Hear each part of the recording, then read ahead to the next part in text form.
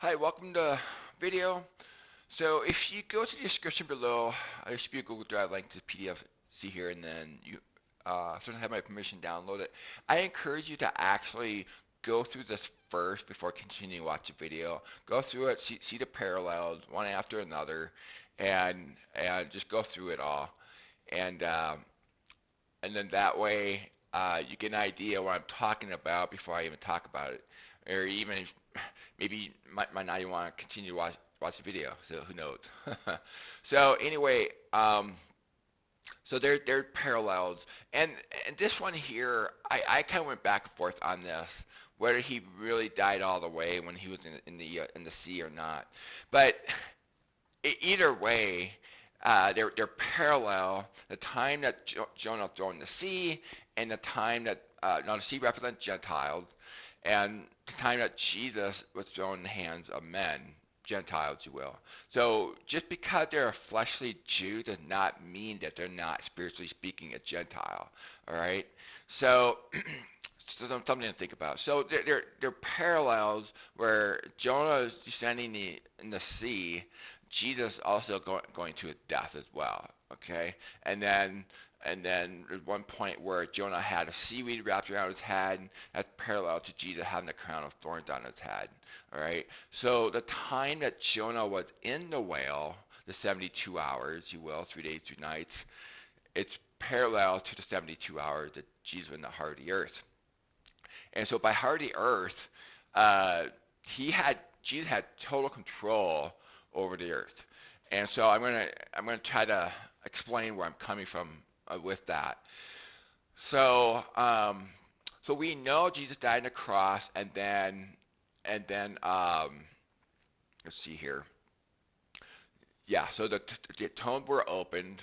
All right, Matthew 27, 52 to 53. All right, and so what's interesting is whoever wrote Matthew, whether Matthew himself or somebody did it for him, how did they know? They see Jesus die on the cross at the same time the veil of the temple tore, at the same time the tombs were open. That person had to have a conversation with those who physically died when they appeared to many. They had to have a conversation with those who have physically resurrected, were keeping track of the days, were able to backtrack it to the earthquake when the dead bones were raised up. So if we compare this to Ezekiel 37, let's see here. Well, let's just go to here first. Let's see. The earth shook and the rocks were split. So that is a benchmark, matching benchmark to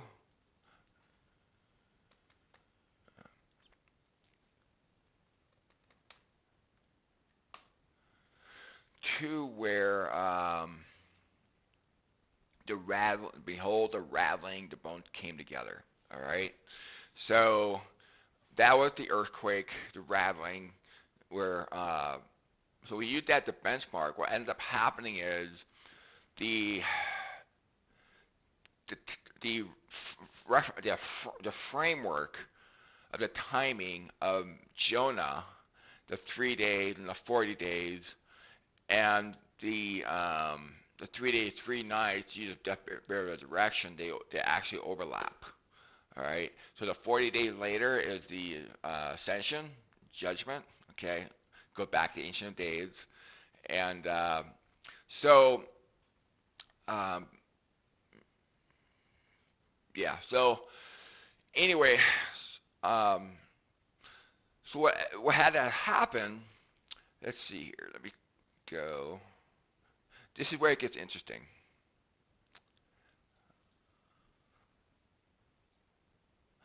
Go back to the 72-hour period. There we go.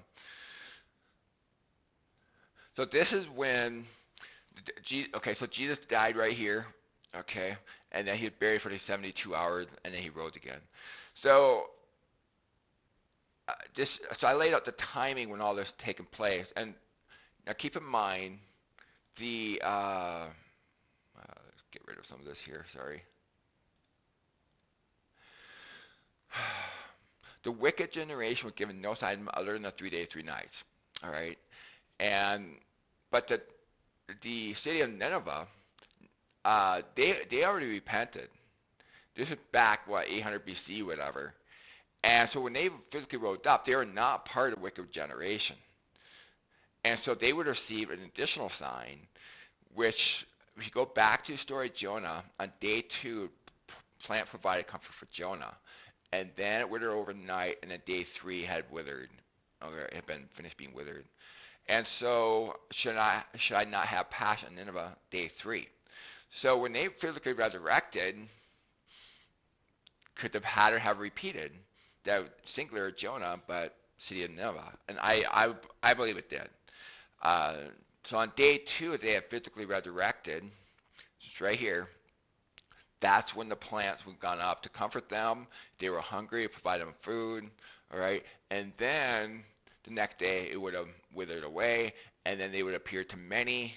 It's like it says in Matthew 27:53. They would have something to share, and it would have provoked the wicked generation to repent. All right. This is also a foreshadow of Revelation 2:7, where it talks about the tree of life. If we go here, let's go back.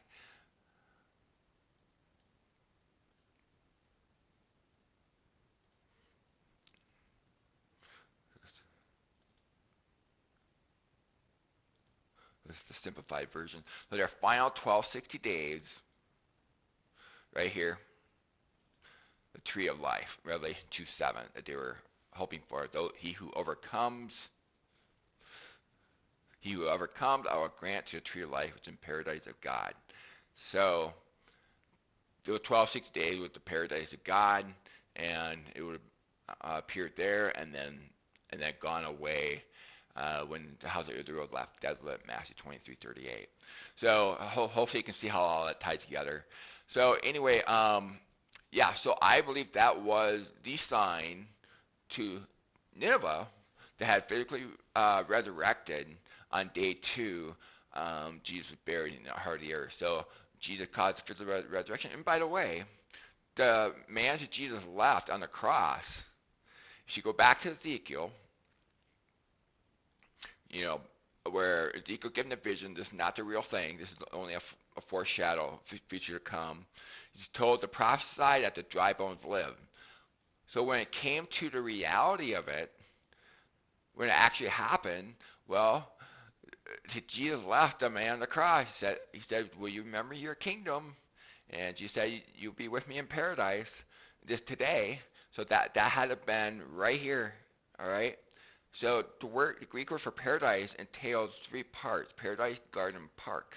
So it had to, so that was the 9th hour when they died, and there's only 3 hours left of the day in order to Jesus still be a true prophet. Otherwise, he'd be a false prophet. It happens over here. So they went up spiritually, and right away, that's when the earthquake happened. So from the time they came up, right away, they're fulfilling the prophecy of Ezekiel 37. So based on the timing, who's the only one that could have possibly have ordered the dry bone to live? The thief to Jesus left. He had already repented. Okay? And so today, paradise. And so the timing was absolutely perfect. So he was the only one that could have done that, fulfilling Ezekiel 37. So he was the one that ordered Jesus, dry bone, to live. And so they did. And then day 1, they didn't have any food, but it was the annual high Sabbath that day. They would have been just talking, as you can imagine. Hey, we just physically resurrected, came to life. How are you doing? Who are you? I remember you. Yeah, I remember 800 BC. They wouldn't know what year they were in. But then day 2, they would have had the plants, and then day 3, the plants would have withered, and then they would have gone out from the grave, the grave area anyway, to appear to many. So anyway, I just think that's cool. Now, if you disagree with this, that's okay. Continue your studies. You're on your merry way. Maybe someday you look back on this like, wait a minute, I see it now. Okay? We're all at different levels, and we're all growing together. So, anyway, having said that, I'll wrap it up. Hope you continue to enjoy your studies, and you have an awesome day. Thank you.